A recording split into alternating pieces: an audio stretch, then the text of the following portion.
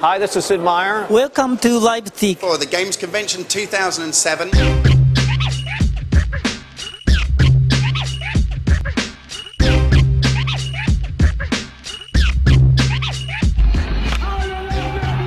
You're watching Gamereactor TV. I'm sitting here with Clint Hawking, who's the creative director on Far Cry 2. Tell us, what's it like to take over someone else's game and make a sequel of it? Well, I guess it's really, really great if it's a great game that you have to start with. Our mandate from the very beginning was to make a top-notch PC sequel to what was unquestionably, one of the top PC games of its time, and that's what we set out to do. And I think, more than 2 years I've been working on this game now. I think I'm confident to say that I think we've lived up to the expectations that game creates, which were pretty big expectations, big shoes to fill. It's been exhilarating to be able to work on something as challenging, at the same time as promising as a title as the original Far Cry. Because the comparison to Crytek's new title, Crysis, is inevitable.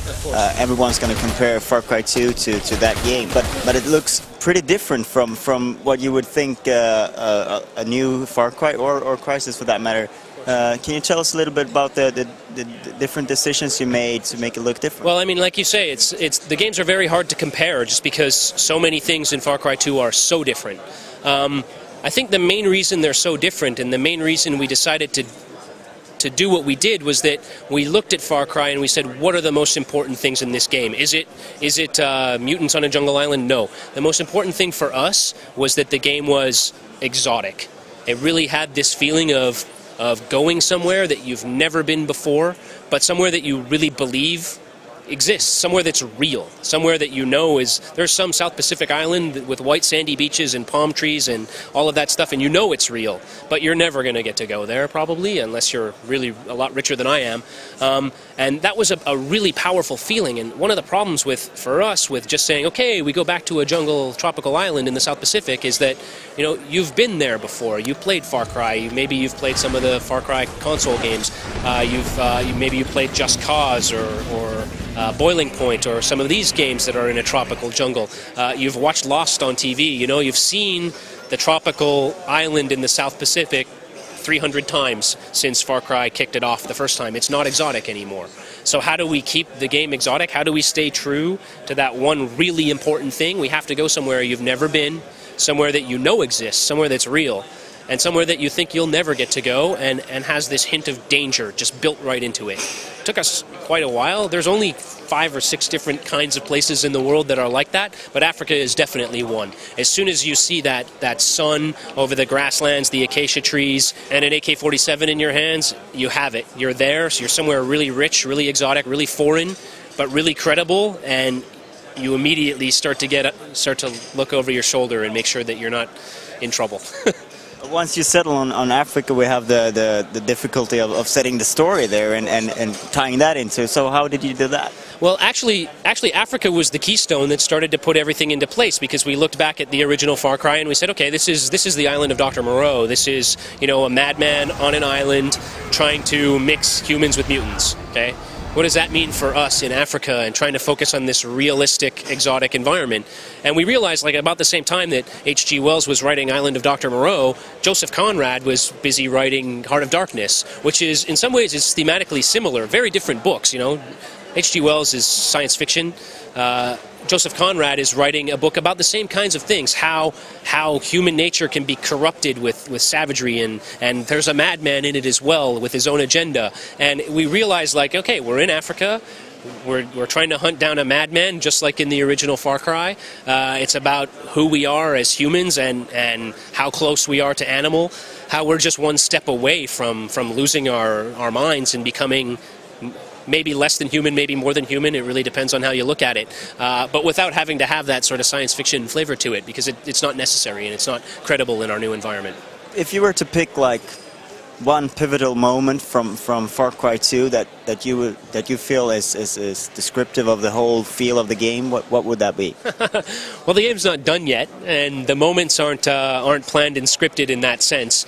But I'm pretty sure that the first time that the player you know, gets a buddy, and the game is tracking his relationship with this buddy. The buddy's being implicated in missions. The player's helping the buddy's helping the player. They're working together, maybe remotely, but the player gets to know this character. The first time that the player ends up in a situation where that buddy's in play, and there's a big mess, and he's got to complete an objective, and that buddy goes down, and he's lying there dying on the ground, and the player walks over to him and picks him up in his arms, and that guy, you know, has his last breath in your arms, and that guy's your friend. He's not your friend because you were told in a cutscene he's your friend now. He's a friend because you worked with him and he worked with you, and you saved his life and he saved your life, and you're working together, give or take, against this other force. When you lose that character, I think that's going to make you feel what Far Cry is really about. So why did you make the decision to go with only PC and not consoles? I don't know that I made the decision. It was our mandate, right? It was Ubisoft wants to be recognized as a premier PC developer, and they built a team specifically to make a PC game. So that was my mandate from day one. I knew that when I signed on to the project. In my mind, it doesn't really shape the way we do things too much. We just make the best game we can anyways.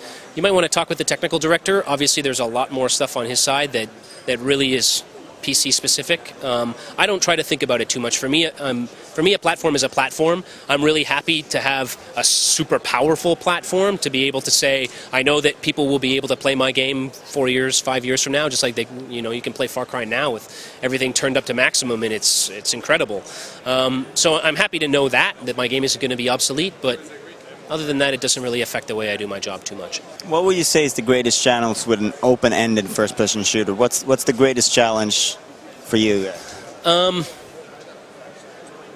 There are a lot of challenges. Obviously, having to balance the freedom to explore and go where you want and do what you want to do versus what tends to be the case in a shooter, a constant forward pressure to move forward and complete objectives and move through the game.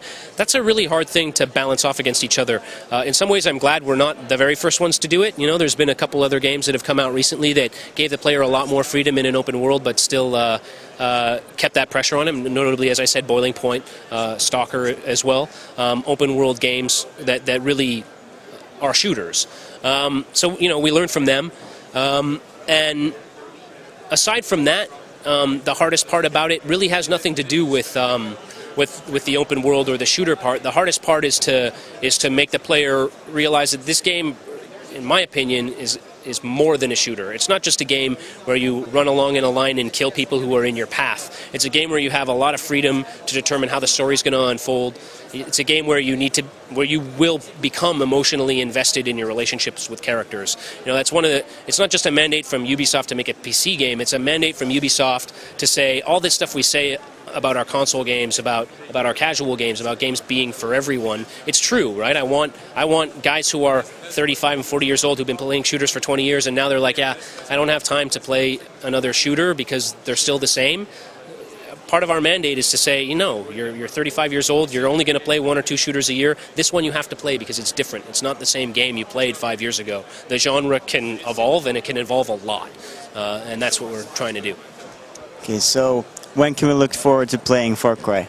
So our target date is first quarter 2008. So like I said, we're not even alpha yet. We still have, I don't even know what month it is. I'm so scattered, something like 8 or 9 months or something before we're into first quarter 08. So it's not super far away, but it's not super close either. Okay, thank you very much for your time. Thank you.